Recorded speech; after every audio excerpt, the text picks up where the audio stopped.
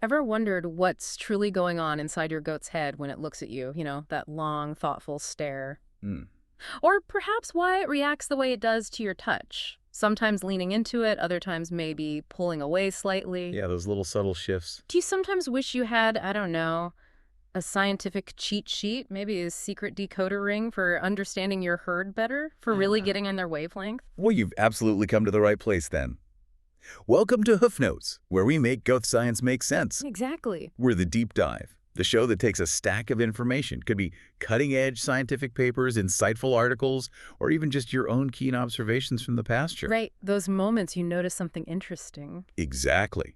And we could extract the most important, actionable nuggets of knowledge from it all. Our mission is basically to give you a shortcut to being truly well-informed. Yeah, to move beyond just guesswork and into confident, compassionate care. Complete with surprising facts and just enough humor, hopefully, to keep you hooked on every bleat. And today, wow, we are embarking on a truly fascinating deep dive. We're stepping into the complex and I think often underestimated world of how goats perceive us, their human caretaker. It really is underestimated. We'll explore how they communicate with us and, crucially, what the latest science tells us about building truly meaningful, low-stress, and, well, deeply compassionate relationships with them. And we're pulling insights from some incredible recent research that's really shedding new light on goat cognition and behavior. It's proving there's far more going on in those intelligent heads than I think many of us ever really imagined. Definitely. So our overarching goal today is to equip you, our dedicated goat owners and thoughtful caretakers, with science-backed insights. Insights that won't just transform your daily interactions, but will hopefully fundamentally deepen your bond with your herd. It's really all about fostering that unwavering trust, practicing positive handling that truly benefits your goats, and ultimately raising happier, more confident goats while you, as caretakers, become even more informed, effective, and maybe even find more joy in your role. Absolutely. And that philosophy, that commitment to science-based care and compassion, it's really at the heart of what we do here at Goat House Farm. It really is. We believe so strongly in raising goats with a profound emphasis on healthy socialization, especially through our youth program. Yeah, that's so important. Every interaction, whether it's a gentle brushing or teaching young people to read those subtle cues in goat body language, it's all designed to support both animal well-being and build human confidence. It's about empowering the next generation of goat keepers, isn't it? To be the most thoughtful, patient, and knowledgeable caretakers they can possibly be. Okay, so let's really unpack this first part. For a long time, I think many of us might have underestimated just how much goats are truly paying attention to us. Oh, absolutely. Massively underestimated. We might have thought they were just looking for the next treat, right? Or just eyeing our pockets for food, only focused on their immediate needs. The feed me gaze. Exactly. But it turns out that assumption was, well, far too simplistic. They're not just looking for food. They're actively trying to understand our intentions, our focus, our whole state of being when we're in their presence. They're observing us with a keenness we really didn't give them credit for. Not at all. And this revelation, it really started to gain traction with a groundbreaking study by Nawroth and colleagues back in 2015. It's kind of become a classic in the field now. Right. Some of us even, lovingly refer to it as the goats that stare at men study. I like that. In their first experiment, the researchers designed this really clever setup, what they called a food-anticipating paradigm. Essentially, they put dwarf goats in a situation where the goats knew a reward was coming. And then they watched how the goats reacted to different human behaviors just before that reward was given. It was all about gauging their anticipation and their awareness of the human in the room. So you can picture the scene, right? You have a goat eagerly waiting for a reward, maybe some tasty grain or a special leafy treat. Yes, something good. And in front of them, a human experimenter changes their posture in 4 distinct ways. Each posture held for about 30 seconds, right before that anticipated treat arrives. 4 conditions. The first condition was the control. Here, the experimenter just sat motionless, head and body squarely facing the goat, giving them full, undivided attention. Total focus. Then came the head condition. The experimenter stayed motionless, but their head was just subtly turned to the side, kind of signaling a decrease in direct visual attention. Right, looking away slightly. Next, in the back condition, the experimenter sat completely motionless, but with their back fully turned to the goat, clearly signaling, a complete lack of direct attention. Very obviously disengaged. And finally, in the out condition, the experimenter actually just left the room entirely, removing themselves completely from the goat's immediate view. Gone. Okay, so to understand what the goats were thinking or feeling, the researchers meticulously measured two key behavioral indicators. Right. How did they measure it? Well, first, they looked at active anticipatory behavior. Now, think of this as signs of eagerness and maybe even a little bit of restless excitement. Like pacing. Exactly. Nervous pacing, repeatedly nosing or snouting through the bars of their enclosure, maybe shifting their weight, that kind of restless energy. These behaviors suggested a high level of arousal and expectation for the reward that was coming. Okay, makes sense. Second, they measured standing alert. This was quite different. It was characterized by the goat standing motionless, often with its neck extended, intently observing the setup and the human. More watchful. Yes, exactly. A more watchful, curious, almost investigative state, rather than that overt restlessness. And what they found was really insightful, wasn't it? Almost counterintuitive in some ways. It really was. The goat's active anticipatory behavior, that kind of buzzing excitement, was highest in the control condition when the human was giving them full attention. Okay, that part seems logical. Right. And that excitement then steadily decreased as the human's attention lessened, head turn, back turn, then gone. So this vividly shows that goats are incredibly sensitive to our direct, focused attention. It's not just about us being present in the pen, it's about us being attentive. Precisely. But here's where it gets really interesting, and honestly it was a bit of a revelation at the time. Yeah. Goats actually stared, meaning they stood alert, that watchful state, significantly more when the experimenter was present but paying less attention. Wait, more? Yes, significantly more, specifically in those head and back conditions compared to when the human was giving full attention or when the human was completely absent from the room. Wow. So if you've ever found yourself scrolling on your phone in the barn thinking your goats aren't bothered, well, maybe think again. Exactly. They might actually be scrutinizing you even more intently in those moments of perceived inattention. That's fascinating. It is. So what does this all mean for you, the goat owner, in practical terms? It reveals that goats possess this, well, pretty sophisticated ability to differentiate between various human body postures and head orientations. They're picking up on subtle cues. Absolutely.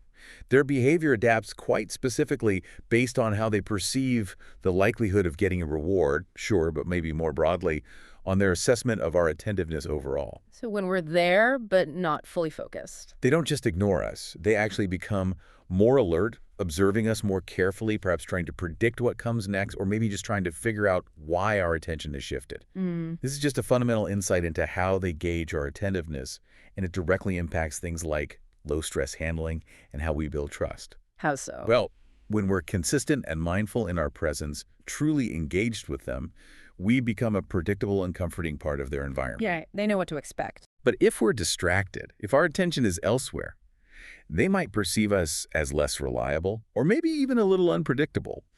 And that could trigger that heightened vigilance, that standing alert behavior. It's a good reminder that it's not just about what we do for them, like bringing food, but how we are when we're in their space. Couldn't have said it better myself. That awareness, that mindful presence is key. That insight alone is a huge game changer for just daily handling and fostering that deep bond. It definitely makes you think twice about multitasking when you're out in the pasture. They are watching and they're learning from our every move, or lack thereof. Okay, so building on that incredible finding, let's pivot to another really crucial question. How do goats interpret our cues? When do our signals actually get through to them, and maybe when do they just get lost in translation? Yeah, this is super important for training and just general communication. Scientists have used these things called object choice tasks to figure out if goats could use human-given cues to find a hidden food reward. It's pretty similar to how dogs are often tested, right? Exactly the same principle. If you've ever tried to show your goat where the tastiest patch of hay is, or maybe which gate you want them to go through, this research is incredibly relevant to that everyday experience. Definitely. So in the first of these experiments, again by Nawroth and his team in that 2015 paper, they tested different human cues to see which ones goats actually understood. What were the cues? Okay, so the experimenters hid a food reward under one of two identical cups. Then they used 3 distinct human cues to try and indicate the correct cup. Right. The first was a touch cue, where they physically touched the baited cup for about 3 seconds. very direct. Simple enough? Then there was a point cue, where they clearly pointed at the correct cup for the same duration. Okay, also pretty common. And finally, they tried a head-only cue. Here, they simply oriented their head and gazed towards the hidden food, without any other body movement or pointing, just looking. Interesting. So what happened? Which cues worked? Well, the results from this initial experiment were quite clear, and maybe a little surprising for some people. Goats were pretty successful, using both the touch and the point cues to find the food. Okay, so touch and point work. Yes. And in fact, their performance with the point cue even improved over time, which really shows they learn from these interactions, they figure out what that gesture means, they get better at it. That's encouraging. But what about the head-only cue? Yes. Here's the puzzle, and maybe the key insight for us. Goats did not perform better than chance when only the human's head was oriented toward the hidden food. So just looking at it didn't work. Nope, they were essentially just guessing. No better than if they'd picked a cup at random. Huh. Why do you think that is? This really suggests that the touch and point cues work mainly because of something called local enhancement. Local enhancement. What's that? Think of it this way. The human's hand is physically close to, or drawing direct, undeniable attention right to the location of the reward. That tangible physical proximity just isn't there with only a head orientation. Okay, so the hand being near the cup is the important part. It seems so. And it's hypothesized that because goats, naturally forage for widely distributed food sources across a large area, they're not typically looking for one single, hidden, concentrated patch of food. Right, they browse everywhere. Exactly. There might not have been a strong evolutionary pressure for them to develop the skill of interpreting subtle gaze cues from others to find specific food spots. Unlike maybe dogs or pigs. Precisely. Species like dogs, or even pigs, might forage for more patchy, localized resources, and so maybe they developed better skills in interpreting abstract gaze cues from others, whether it's other animals or humans. That makes so much sense when you frame it in terms of their natural behavior. Mm-hmm. If you're a goat, you're used to finding delicious browse all over the place. You don't necessarily need a buddy to discreetly point out the one hidden patch under a rock with just their eyes. Right. But then, things got even more interesting. A more recent study, this one by Nawroth and colleagues in 2020, took this understanding of pointing a step further. How so? They tested goats with various more complex pointing gestures to see how well they could generalize beyond just a simple close-range point. They wanted to push the boundaries of the goat's comprehension. Okay, what kind of pointing did they try? Well, they started with proximal pointing, which is what we might consider the most straightforward. The human pointed directly at the reward with their hand nice and close to it. As expected, the goats succeeded. No problem there. Good. Then they tried cross-pointing. Here, the human pointed across their body to the reward. The hand was still relatively close, but the gesture itself was a bit more complex. Okay, reaching across themselves. All right. Again, the goats succeeded, showing they have some flexibility in understanding. Also good. So far, so good. But then came the asymmetric pointing. This was the real test.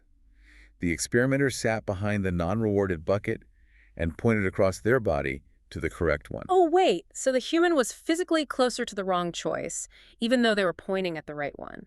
Exactly. And this is where the goats struggled significantly. They often chose the wrong bucket, the one the human was sitting behind. So they were drawn to the human's location, not the direction of the point. It seemed so. They seemed attracted by the human's proximity to that bucket, even though the pointing gesture was clearly indicating the other one. Wow. What's truly fascinating here, and I think really crucial for our daily interactions, is that these findings strongly reinforce that idea that goats likely rely on the physical proximity of the pointing hand, that stimulus or local enhancement thing, rather than a purely referential understanding of the gesture itself. They're not really thinking, oh, the human is referring to that object over there. It's more like, They're thinking the human's hand is near that object, or maybe even the human is near that object, especially when the human isn't positioned centrally between the options. right, if your hand isn't right next to the target and you yourself are near a different potential target, they might get confused or even completely misinterpret your intentions. It's less abstract for them. So the practical takeaway for you, our dedicated goat owners, is absolutely crucial here. When you're trying to guide your goat, whether it's towards their feeder, a new gate, or even just to get them to move in a particular direction, make your physical cues undeniably clear. And close. Yes, and whenever possible, close to the intended object or path. A firm, close touch or a direct, close range point where your hand is literally near what you want them to focus on is likely far more effective than just a head turn, a distant wave, or some kind of abstract gesture. This is a principle we constantly emphasize and demonstrate in our youth programs at Goat House Farm, you know, Absolutely. teaching clear, consistent, physically reinforced signals. It builds trust and reduces frustration for both the goat and the handler.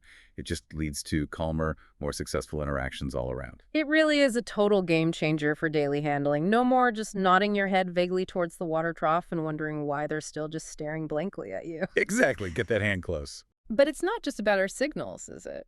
Goats are incredibly social creatures, and amazingly, they can even read emotions in their own kind's faces. Other goats' faces, I mean. Yeah, conspecifics. It's truly remarkable, the depth of their social understanding. Imagine the richness of their social world if they can do that. This fascinating research comes from a 2017 study by Bellegarde and colleagues.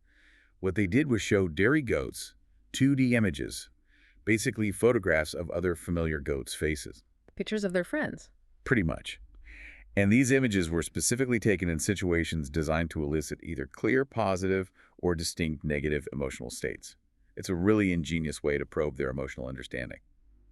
So, how did they get these emotional pictures?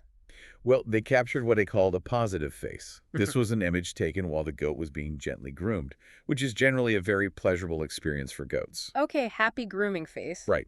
In these photos, the goat typically showed ears lowered and turned down, often with a relaxed facial expression. Looks pretty content, right? Sounds lovely. And the negative one. Then, they contrasted this with a negative face. This image was captured when an ice block was applied to the udder. Ooh, uncomfortable. Definitely. A stimulus designed to elicit clear discomfort and aversion. In this scenario, the goat typically showed a raised head, ear tips pointing backward, and crucially, their auricles, that's the outer ear flap, the part you see, were turned downwards.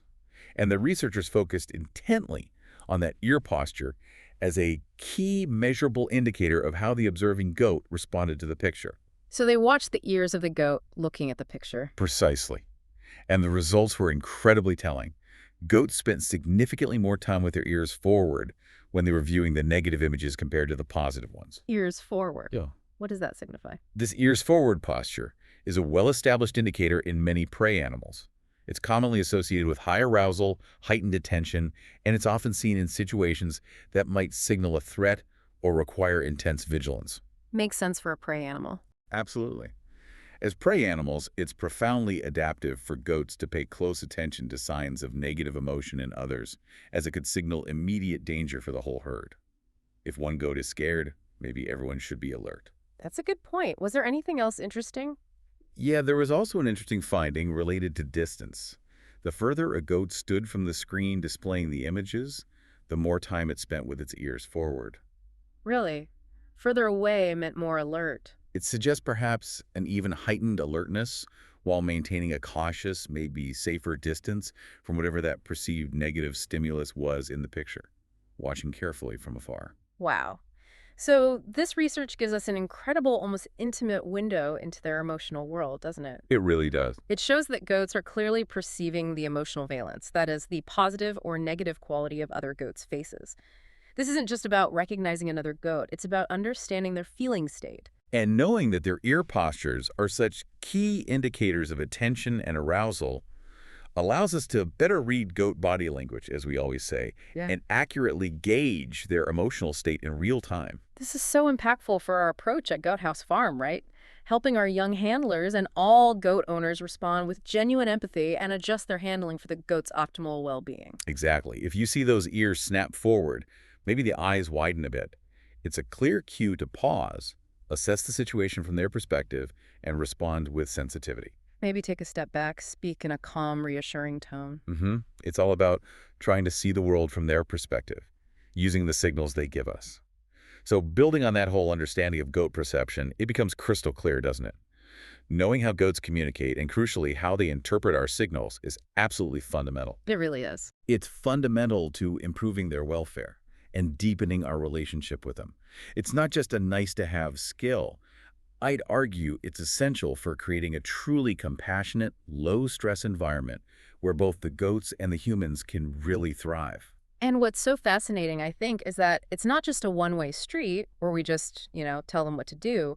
It's a dynamic two-way conversation happening all the time. Constant exchange. Goats and humans primarily communicate through, well, visual cues, tactile or touch cues, and auditory stimuli. Right, the big three. There are also some lesser explored roles for olfactory, that's smell, and gustatory, that's taste cues.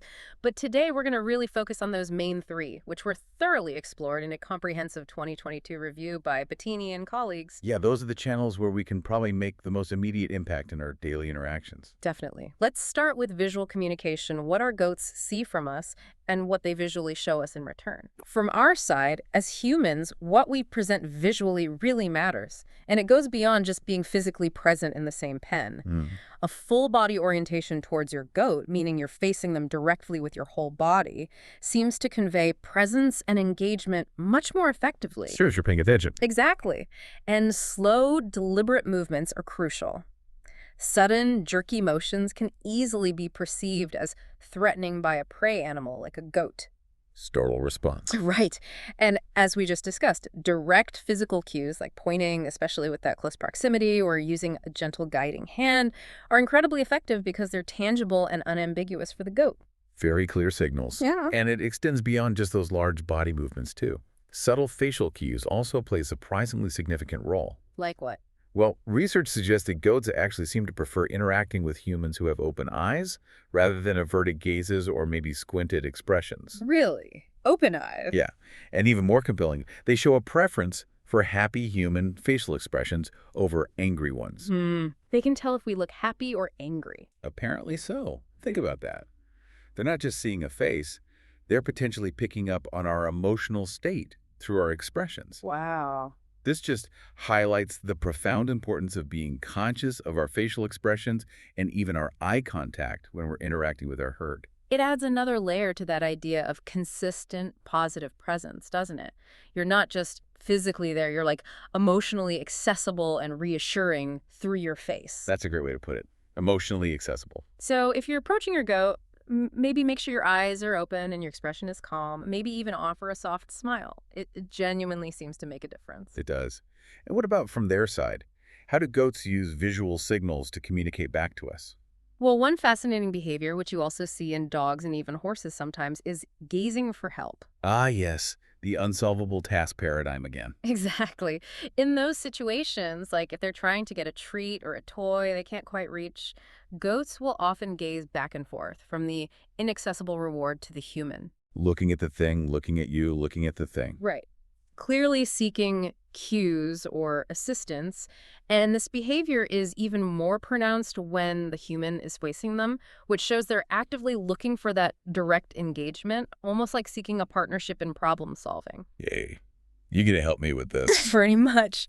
But they also communicate disinterest or refusal visually, and it's really vital for us to recognize these often subtle signs. Like what kind of signs? A goat might turn its head and deliberately gaze away from a food source if it's full, or perhaps if it doesn't like that specific type of feed. Okay, turning away. Or they might subtly move their head or their whole body away from you to signal a gentle refusal. Maybe they don't want to wear a halter right then, or be led, or even just be touched in a certain spot at that moment. Respecting that no. Exactly. Conversely, clear visual indicators of wanting positive interaction include things like standing squarely in front of you, moving directly towards you, or maybe gently nudging you with their head. Inviting interaction. These insights are absolutely crucial for our youth program at Goat House Farm. We're teaching young people not just how to, put a halter on a goat, but to actively observe and interpret these subtle visual cues. Fostering genuine patience and responsive care rather than just forcing an interaction. It really is about listening with your eyes, isn't it? It truly is reading goat body language in action. And it's a skill that every single goat owner can and probably should practice every day with their own herd. The more you watch, the more you learn their individual dialect. Definitely. Okay, so beyond what they see, what about what they hear? Let's talk about auditory communication, tuning into that surprisingly rich tapestry of goat vocalizations, and of course how our own voices play a critical role in our interactions. They certainly aren't quiet animals. Not at all. Goats have a surprisingly nuanced vocal range, and their voices can convey a whole wealth of different emotions and intentions. This was explored really well in that Bettini et al. 2022 review we mentioned. So what did they find about positive sounds? Well, vocalizations related to positive emotions, like that happy anticipation of getting a food reward, tend to show a lower frequency modulation and less pronounced fluctuation in their fundamental frequency. Okay. What does that mean in plain English? Think of it like a smoother, steadier, more harmonious sound, almost like a contented hum or a soft, even bleat. It's generally a calmer, more consistent pitch, less up and down. Okay, smoother sounds are happy sounds. Got it. Whereas in situations of high arousal or negative states, like if they're in pain, feeling scared or frustrated, their calls often have higher fundamental frequencies. Higher pitched. Often higher pitched, yes, and also a much more pronounced variation in energy distribution. Basically, they sound more agitated, maybe shriller, or more erratic and variable in their pitch and volume. They're really signaling distress or an urgent need for attention, and it sounds distinctly different from their happy noises. Absolutely. And then there are those specific, distinct sounds we all recognize. Alarm snorts, sometimes we playfully call them sneezes, right? Yeah, that sudden burst of air. They're loud, often high-pitched, abrupt, closed-mouth sounds, and they're a clear signal of danger to the entire herd. If you hear one of those, you know something has spooked them, and everyone else usually perks up too. Definitely gets your attention. What else? Guttural noises, sometimes described as gobbles or deep snorts, are often linked to sexual behavior, especially from bucks during rut. Ah, the buck sounds. And of course, bleats are just central to maintaining social relationships within the herd. It's a constant form of communication between individuals, between mothers and kids. The soundtrack of the herd. Pretty much. And open-mouth bleats can be quite versatile. They can be used for negative contexts, like signaling pain or isolation, but also for positive ones, like waiting eagerly for their food to arrive. So you need context for the bleats sometimes. Context is key. What's truly intriguing is that even young children, like those involved in school programs with goats, have been observed naturally noticing and wondering about the differences in goat vocalizations. Kids pick up on it. Yeah. It indicates that we humans can perceive these emotional cues in their sounds, even if we don't consciously understand the goat language without learning the context. Yeah. We instinctively pick up on the tone, the urgency, the feeling behind the sound. That's a great example of that innate human perception, isn't it? That natural empathy we often forget we possess. It really is. And our own voice is an incredibly powerful tool, too, in this communication exchange. How so? Well, we humans frequently use vocal calls, simple phrases like, "Come here, girls," or "Come on, honey," to attract goats' attention, maybe to gather them or just to reassure them. We talk to them all the time. Exactly. And while more specific research is still needed on the exact characteristics of the human voice that are most effective, like, is a higher pitch better? A certain cadence. What we do know is that consistently using a calm, reassuring, and gentle tone can undeniably contribute to positive interactions and help build that crucial trust. Tone matters. Tone absolutely matters. And on the training side, specialized tools like clicker training have proven highly effective. The clicker acts as a bridge stimulus. What's that mean? It means the goat learns to associate that specific sound, the click, with an impending reward and the action they just performed. It shows they can absolutely associate specific sounds with rewards and actions. Which is something we leverage to great effect at Goat House Farm, right? Using the power of sound for clear, positive communication and building precise behaviors without stress. Exactly. It's a fantastic way to teach complex things in a way that's clear and rewarding for the goat. Okay, finally, let's explore tactile communication. The profound, deep connection of touch. Ah, this is a big one. Arguably one of the most direct and powerful ways that humans and goats interact. Yeah. And its significance is really heavily featured in that Bettini et al. 2022 review. It's amazing how actively goats sometimes seek touch, isn't it? Especially, again, maybe when they're facing an unsolvable problem or just want connection. Yeah, if they have a good prior relationship with a human, that foundation of trust and positive experiences is key. They'll often initiate physical contact themselves. What does that look like?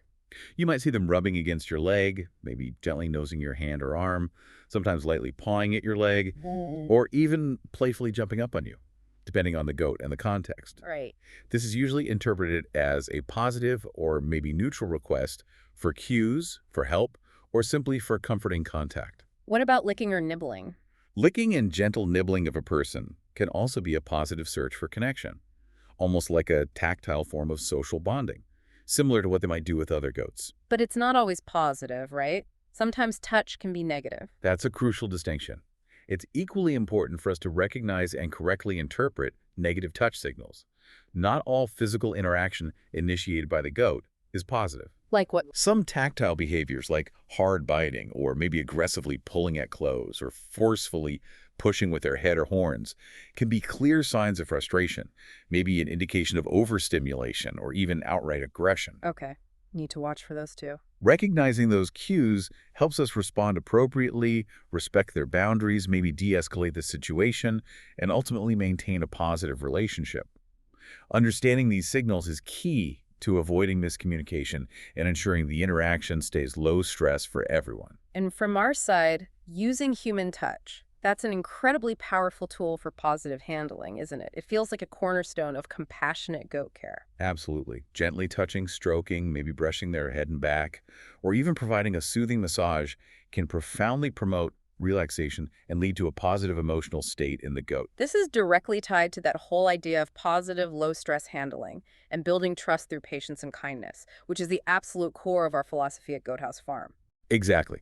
Goats are incredibly sensitive to these types of signals. A gentle, consistent touch can actually have physiological effects. It can reduce cortisol levels, lower heart rates, and generally make them feel safe and secure in our presence. So it makes tactile interaction a profoundly powerful tool for building those strong, lasting, and trusting bonds. It really does. It's not just about getting a task done, like leading them into a pen. It's about reinforcing that positive relationship with every gentle touch, every reassuring stroke. It communicates safety, comfort, and genuine care on a very fundamental level. Okay, so we've gathered all this amazing scientific insight into how goats perceive us and how they communicate. Now, the big question is, how do we take all this knowledge and truly put it into practice in our daily lives with our herds? Right, translating the science into action. Let's dive into the key factors that really shape the human-goat relationship. That Bettini et al. 2022 review did a great job outlining these, covering both critical environmental factors and individual goat characteristics. Okay, starting with the environmental factors. It is impossible to overstate just how paramount those early life experiences are. The kid stage. Yes. Studies consistently show that positive interactions with humans from a very early age, especially with newborn kids, things like gentle human rearing, maybe bottle feeding, combined with consistent gentle stroking during those feeding sessions. That contact during feeding seems important. It really does. It has a profound and remarkably long-lasting positive effect on their relationship with humans later in life. How long-lasting? In some cases, this incredible positive effect can persist for up to 25 months. It shapes their entire disposition towards humans as they mature. Wow, over 2 years. Yeah. This early positive exposure is just foundational for healthy socialization. It forms the bedrock of a trusting, confident relationship throughout their lives. It's like imprinting that sense of safety and positive association right from the start. That's amazing. The impact of those first few weeks and months can really echo for years. But it's not just about early life, right? Not at all. Beyond just those critical early life experiences, the frequency and, crucially, the quality of interactions throughout a goat's entire life are also vital. Consistency matters. Hugely. Consistent, frequent positive interactions, like humans just entering the pen daily, moving calmly and predictably among the goats, maybe offering gentle scratches, or simply having a calm, reassuring presence, are absolutely crucial. Does this work even for goats that weren't handled much early on? Yes, this kind of consistent patient handling can even help naturally wary or previously feral goats adapt better to more intensive farming systems. It can significantly reduce their fear and aggression towards humans over time. That's hopeful. And the flip side? Well, conversely, we know that negative interactions, things like harsh talking, yelling, hitting, or kicking, led directly to increased avoidance behavior, fear, and a breakdown of trust. Yeah. And that damage can be incredibly difficult, if not sometimes impossible, to fully reverse. So quality really, really matters. Absolutely. And farm size, interestingly, and the overall workload of the caretakers also play a significant, though maybe often overlooked, role. How does farm size affect it? Well, smaller farms, which typically benefit from a more favorable goat-to-caretaker ratio, meaning fewer goats per person. Right, more time per goat. Exactly. They generally tend to report and exhibit better human-goat relationships. This strongly suggests that simply having more time available for those individual interactions, for those consistent gentle touches and moments of quiet connection, directly fosters stronger, more positive bonds. It makes perfect sense, doesn't it? More dedicated time for quality connection means better relationships, lower stress for the goats. And often more fulfillment for the caretaker, too. It really is a win-win situation. Absolutely. It highlights the importance of thoughtful farm management and staffing as much as the individual handling skills. And then, of course, there are individual goat factors because, just like people, every goat is an individual soul. They really are. A goat's inherent temperament, whether it's naturally docile and curious or maybe more timid and reactive, and even its breed can significantly influence how it interacts with humans. Like boer goats. Yeah. For example, certain breeds like boer goats are often noted for exhibiting a generally calmer temperament, which can make them somewhat easier and more agreeable to handle, especially from a young age. Other breeds, or just individuals within a breed, might require more patience and a softer approach initially. You'd have to get to know each one. You really do. Individual personality shines through, and social rank within the herd can also play a subtle part. How does rank matter? Well, some research suggests that lower-ranking goats may sometimes adapt to handling stress a bit faster, possibly because they have a more passive, less dominant profile, meaning they're maybe less likely to resist forcefully. Okay. However, interestingly, these same lower-ranking goats can sometimes show more aggression towards humans in certain specific situations. Perhaps when they feel cornered or perceive a threat to their resources, maybe around feeding time. It's a complex area still under investigation. That's interesting. Understanding these individual differences, being able to read each goat's unique personality and social standing, allows us to tailor our approach for each and every animal. And that's something we consistently strive for at Goat House Farm through careful observation and sometimes individualized care plans. It's about meeting them where they are. Now, what's truly exciting, I think, is that these positive relationships aren't just about, feeling good or making our lives as handlers easier. They have profound, tangible benefits for the goats themselves. Yes, this is where the science gets really compelling. A landmark 2007 study by Jackson and Hackett really highlighted this. It demonstrated how positive handling can have measurable effects on a goat's well-being that go far beyond just a calmer demeanor. This is where science really brings it home, validating what compassionate handlers often feel intuitively. They conducted what they called a gentling study, which is just a beautiful example of applied animal behavior research. What did they do in the study? They took a group of dairy goats and gave them 10 minutes of daily gentling. Gentling? Yeah, it involved consistent, gentle stroking of their back and neck, combined with maintaining direct eye contact during that time. They did this every day for a period of 24 days. Okay, 10 minutes of gentle petting and eye contact. Exactly. Meanwhile, a control group received no such specific handling, just maintaining their standard farm interactions. It was a very clear, controlled experiment designed specifically to see the impact of that intentional positive touch. And the results were, well, they were pretty remarkable, weren't they? Almost astonishing. They really were. The gentle goats showed a significant increase in heart girth compared to the control group. Heart girth. Explain that again. Right. Heart girth is a measurement taken around the goat's chest, just behind the front legs. It's strongly correlated with body weight and is often used as a reliable indicator of overall health, vitality, and even growth rate in livestock. So gentling them made them healthier, physically. This finding is profound because it strongly suggests that positive, consistent handling can actually reduce chronic stress in goats. And reduced stress can potentially lead to things like better appetite, more efficient nutrient absorption, and ultimately improve physical health and overall well-being. Imagine that. A bit of gentle stroking, just 10 minutes a day, can actually contribute to a physically healthier, stronger goat. That's incredible. It really is. And what's even more fascinating, perhaps, is how this consistent gentling impacted their sociability and their trust in humans. How did they measure that? Well, the gentle goats approached the human experimenter significantly faster in these tests called latency tests. Basically, how long does it take them to approach? It took the gentle goats, on average, only 228 seconds to approach and interact with the experimenter. Compare that to a much longer 419 seconds for the control group goats. Wow, almost twice as fast. Exactly. This clearly indicates a profound reduction in fear and a much increased willingness to approach humans when they've had that positive experience. That makes sense. But you said there was a nuance. Yes, here's the truly nuanced part, which I find fascinating. The gentle goats also habituated faster to the experimenter. Habituated, meaning they got used to her. Exactly. Over time, as the experimenter became a familiar, non-threatening, and even comforting presence through that daily gentling, these gentle goats actually started to approach more slowly in the later tests. Slower. Why would that be? It implies she was no longer a novel object that needed to be warily investigated. She had become simply a known, safe, and familiar part of their environment. They weren't rushing over out of curiosity or anxiety anymore.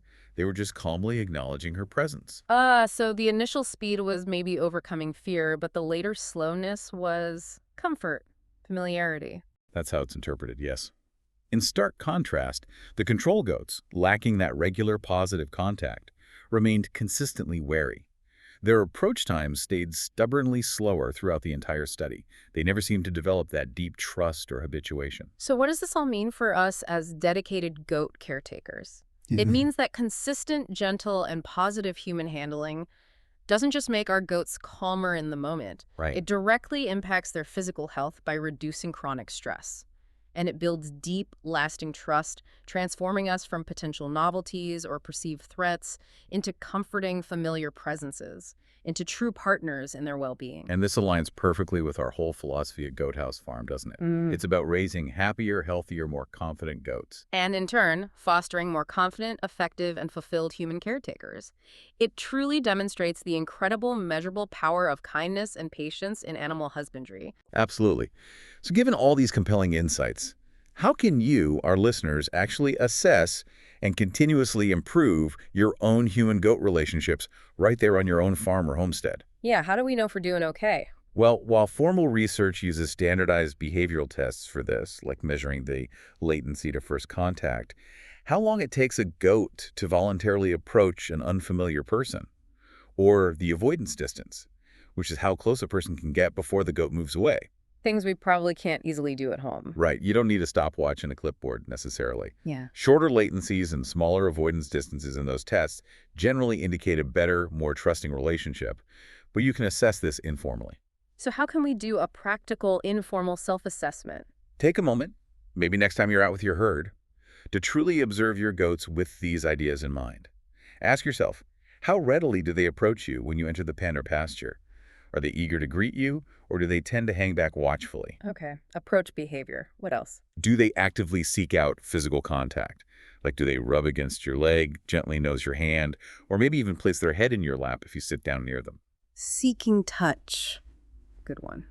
Are their ear postures typically relaxed and maybe forward-facing when they're around you, indicating a calm state? Or are their ears often pinned back or constantly swiveling in high alert? Obviously, context matters. They might be attentive to something specific. Right, but their general state around you, ears and overall body language. Exactly. What about their vocalizations? Do they seem calm and content during your interactions, maybe soft bleats or quiet, contented noises? Or are there frequent agitated bleats or alarm calls when you're nearby? The sounds they make towards us. And crucially, how do they react to new things, new people visiting, or new situations on the farm? A strong, positive human-animal relationship, or HAR as scientists call it, can significantly help them adapt more smoothly to changes. It demonstrates their underlying security and trust in their environment and in you. That's a really good point. Their resilience to change can be an indicator. Definitely. And this brings us back to a really important question when we constantly ponder at Goat House Farm. How can we continue to bridge that gap between this growing body of scientific knowledge and our everyday practice in the barn? Because knowing isn't always the same as doing. Precisely. The human factor is absolutely critical here. Your attitude, your empathy, and your willingness to learn and apply this knowledge are fundamental. It starts with how we view them. Understanding that goats are sentient beings, that they have complex cognitive abilities and rich emotional lives, fosters not just more positive attitudes in us, but also a deeper sense of commitment and responsibility for their welfare. When you see them as individuals with feelings, you treat them differently. Exactly. By consistently applying these insights through patient observation, consistent positive handling, thoughtful engagement, and just maintaining a genuine curiosity about their world and their perspective, we can continually improve our relationships with our goats. And this leads to profound mutual benefits, right? For both the goats themselves, who get to live calmer, healthier, happier lives. And for us, they're caretakers who get to experience the deep joy and satisfaction of a truly connected partnership with these remarkable animals. And that's really what we're all about at Goat House Farm, isn't it? It's about empowering every thoughtful caretaker, whether they're in our youth program or listening right now, to truly connect with their herd, to understand them on a deeper, more scientific, and ultimately a more compassionate level. Hashtag tag outro. Wow. We've taken a truly deep dive today, haven't we, into the fascinating and I think often surprising world of goat cognition and communication. It really is fascinating stuff. We've unpacked how incredibly sensitive they are to our presence and our attention, how they interpret our physical cues, especially proximity, and how they even perceive emotions in other goats' faces. That's still blowing my mind a little. It's amazing, isn't it? And we've explored the incredible, measurable, tangible benefits of consistent, positive human handling, how it impacts their physical health, their emotional well-being, and their fundamental trust in us. This deep dive has really shown us, I hope, that being a thoughtful, effective caretaker isn't just about providing the basics like food and shelter or efficiently managing the herd. It goes so much deeper than that. It's about profoundly understanding their world, about learning to speak their language, or maybe, like you said, learning to truly understand their subtle signals. Listening with our eyes and ears. And intentionally building relationships based on unwavering patience, keen observation, and consistent kindness. This precisely is the very core of what we strive for at Goat House Farm. Empowering young people and all goat owners to not just keep goats, but to raise happier, more confident, and genuinely thriving animals. So here's a final, maybe provocative thought for you to mull over as you head back to your own barn or pasture later today. Yeah, let's hear it. What if the true measure of our success as goat caretakers isn't just how robust or productive our herd is, maybe not just milk yield or kidding rates, but how confidently and calmly each and every goat lives its life in our presence? Knowing deep in their bones that they are understood, that they are respected, and that they are truly cared for as individuals. How can you apply what you've learned today, those quiet scientific revelations about attention, cues, and touch, to deepen that unique, profound connection with your goats, starting now, starting today? Something to think about out there with the herd. Go forth, observe, and connect.